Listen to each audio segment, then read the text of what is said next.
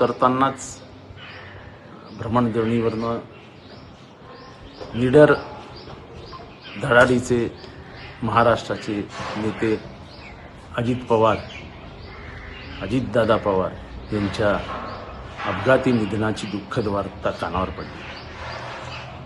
एका शब्दात त्यांचं वर्णन करायचं असेल तर निडर।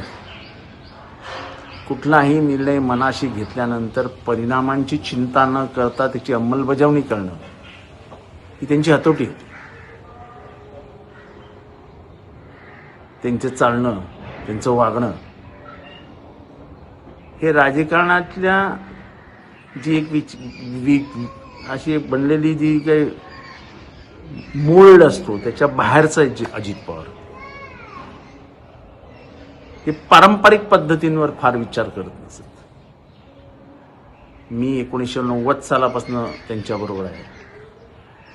अर्थात मधला काही काळ जी परिस्थिती होती त्याच्यातनं आम्ही गेलो, पण तरी आपलेपणा कधी हरवला नाही। मला वाटतं की आज महाराष्ट्राने एक चांगला नेता गमावलाय, जी पोकळी भरून येणार नाही।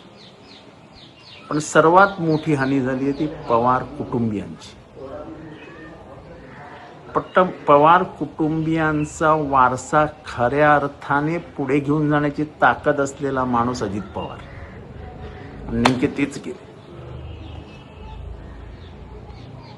ही हानी पण भरून निघू शकत नाही। या दुःखद प्रसंगी पवार कुटुंबियांना हे दुःख सहन करण्याची ताकद मिळो, याच्यापेक्षा आपण काय बोलू शकतो।